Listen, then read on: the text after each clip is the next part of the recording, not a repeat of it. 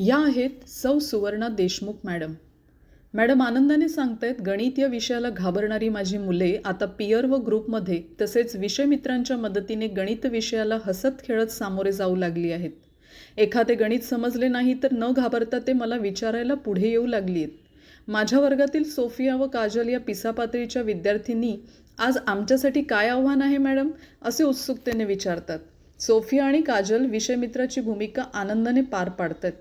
त्यांनी glimpses of learning हे पुस्तक देखील आनंदाने वाचून पूर्ण केले आहे. विषयमित्राची भूमिका यशस्वीपणे पार पाडित असल्यामुळे त्यांचा मी 1 मे रोजी सेल्फी घेऊन शाळेच्या गटावर फोटो टाकला तर त्या खूप आनंदल्या.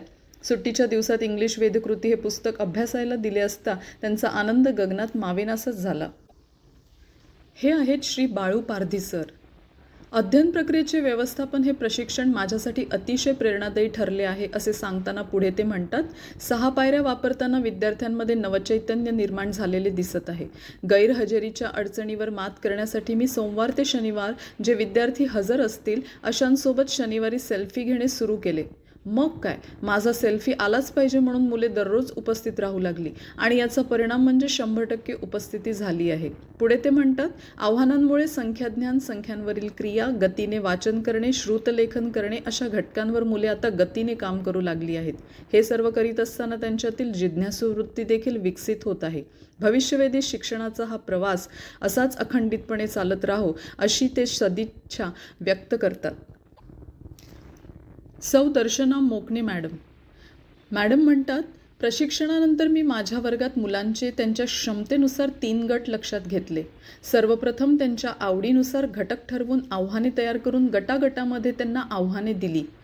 यामुळे मुले आव्हाने आवडीने पूर्ण करू लागली. त्यांची शिकण्यातली आवड निर्माण झाली. सेल्फी विथ सक्सेसद्वारे पालकांनाही शाळेत काय सुरू आहे याची माहिती मिळू लागली. आपल्या पाल्याने विविध कृतींमध्ये जास्तीत जास्त सहभाग नोंदवावा याकरिता पालक मुलांना प्रोत्साहित करू लागले. या आहेत श्रीमती प्रमिला तुसे मॅडम. इयत्ता 4थीच्या विद्यार्थ्यांसोबत काम करताना प्रशिक्षणात शिकलेल्या 6 पायऱ्यांचा अवलंब करून मिळालेल्या यशाबद्दल प्रमिला मॅडम सांगतात, माझ्या वर्गातील कित्येक मुलांना नीट वाचन करता येत नव्हते. वाचन, लेखन आणि गणन यात ती खूप मागे होती. परंतु 6 पायऱ्यांच्या मदतीने ज्या मुलांना स्पष्ट उच्चारासह वाचन करता येते त्यांची मदत घेऊन इतरांना मदत केली. आता मुलं वर्गात शिक्षक नसतानाही अभ्यास करताना दिसत आहेत.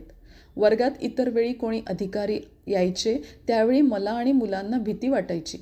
परंतु आता मात्र माझी मुले न घाबरता सर्व प्रकारच्या प्रश्नांची उत्तरे देत आहेत आणि हे केवळ जागतिक दर्जाच्या भविष्यवेधी शिक्षणामुळे शक्य झाले आहे. हे आहेत श्री संदीप टोकरे सर. अध्ययन प्रक्रियेचे व्यवस्थापन या पद्धतीचा मी आधीपासूनच वापर करीत आलो आहे आणि पारंपरिक शिकवण्याच्या पद्धतीला केव्हाच फाटा दिला आहे. माझीही मुलं स्वतः शिकू लागली आहेत, आव्हानं स्वीकारू लागली आहेत. यातून मुलांची शोधनवृत्ती व जिज्ञासा वाढीस लागली आहे. माझी मुलं तंत्रज्ञानाचा उपयोग देखील करायला लागली आहेत. वर्गमित्र, पाड्यातील मित्र किंवा बहीण भाऊ यांच्या मदतीने व सोबतीने ती आता गतीने शिकत आहेत. शिक्षक म्हणून माझं काम आता सुकर झालं आहे. सुरुवातीला काही दिवस जास्त मेहनत घ्यावी लागली असं वाटलं, परंतु आता मात्र मेहनत कमी, परिणाम दुप्पट आणि खऱ्या अर्थाने आनंद तिप्पट झाल्याचा अनुभव मी घेत आहे. या आहेत सौ शीतल संखे मॅम. भविष्यवाणी. या आहेत सौ शीतल संखे.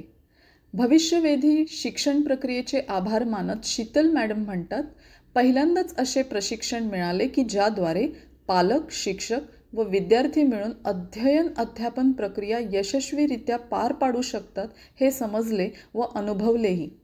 आता पालकांसोबत विश्वासाचे नाते वृद्धिंगत झाले आहे. पालक सकारात्मकतेने शाळेतील कृतींचा विचार करू लागले आहेत आणि आपल्या मुलाला प्रत्येक कृतीमध्ये सहभागी होण्यासाठी प्रोत्साहित करताना दिसू लागले आहेत. माझी मुलं तर प्रत्येक वेळी आव्हानाद्वारे काहीतरी नवीन मिळेल, समजेल म्हणून तत्पर आणि अधिक सजग राहू लागली आहेत. या आहेत सौ जया सुतार मॅडम. जया मॅडम एक अनुभव सांगताना म्हणतात, एकदा इयत्ता 7वीच्या विद्यार्थ्यांना मी एक आव्हान दिले. त्यांना मेडिसिन हा शब्द दिला आणि मेडिसिन शब्दाशी संबंधित शब्दमासा तयार करण्यासाठी सांगितला. व मी माझे कार्यालयीन काम करण्यात व्यस्त झाले. 5 ते 7 मिनिटातच आफान आणि अश्विनी हे 2 विद्यार्थी वह्या घेऊन आले. त्यामध्ये आफानने त्याच्याशी संबंधित 37 शब्द लिहिले होते, तर अश्विनीने 30 शब्द लिहिले होते. परंतु अश्विनीच्या स्पेलिंगमध्ये कमी चुका असल्याने मी तिच्यासोबत सेल्फी घेतला. मुलांसाठी अशा प्रकारची आव्हानं पूर्ण करणे हे नवीनच होते, परंतु त्यातील गंमत आणि आनंद लक्षात आल्याने आमच्याकडे आता सुरू झाली आहे आव्हानांची मालिका आणि सेल्फी सेशन. त्याचा फायदा म्हणजे पालकवर्गही आत्ता उत्साहित होऊन आज माझा पाल्य की तुमचा पाल्य सेल्फीत येणार याची चर्चा करताना दिसत आहेत. पालक स्वतःहून येऊन संपर्क साधू लागले आहेत.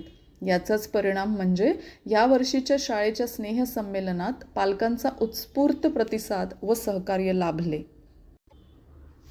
श्री हरीश कांबळे सर.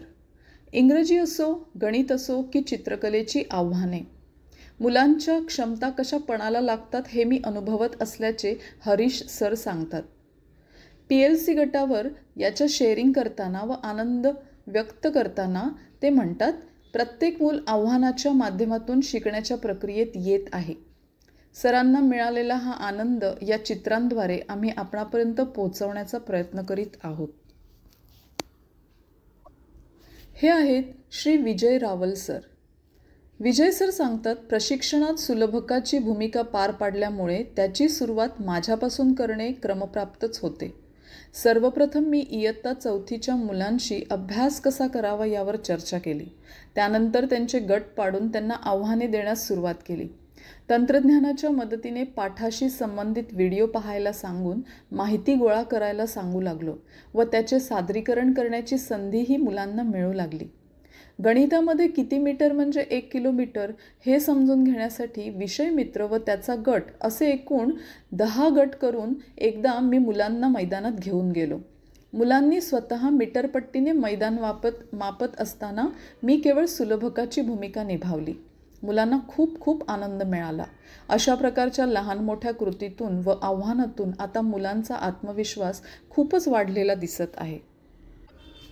या आहेत श्रीमती कविता चौधरी.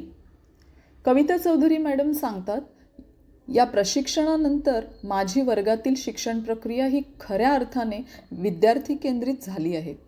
प्रशिक्षणामुळे मी शिक्षक म्हणून नियोजन, नेतृत्व व व्यवस्थापन करीत सुलभकाची भूमिका नेमकी कशी पार पाडू शकते हे आता मला समजू शकले आहे. मुले स्वतः शिकतात याचा एक अवर्णनीय अनुभव सांगताना कविता मॅडम सांगतात, इयत्ता 1लीच्या वर्गात शिकणारी विद्यार्थिनी कुमारी अंकिता रावते ही वर्गात 11चा पाढा गुणगुणत होती. तिला विचारले असता समजले की तिला 2, 3, 4 व 11चा पाढा येतो. 4 व 11चा पाढा तिने इतर मुलींना ऐकून व त्यांचे केवळ अनुकरण करून शिकून घेतला. आता ती इतर मुलांनाही पाढे शिकण्यामध्ये मदत करते. तिचे कौतुक केल्यामुळे इतर मुलेही आता समोर येऊ लागली आहेत. त्याचीच एक ही झलक.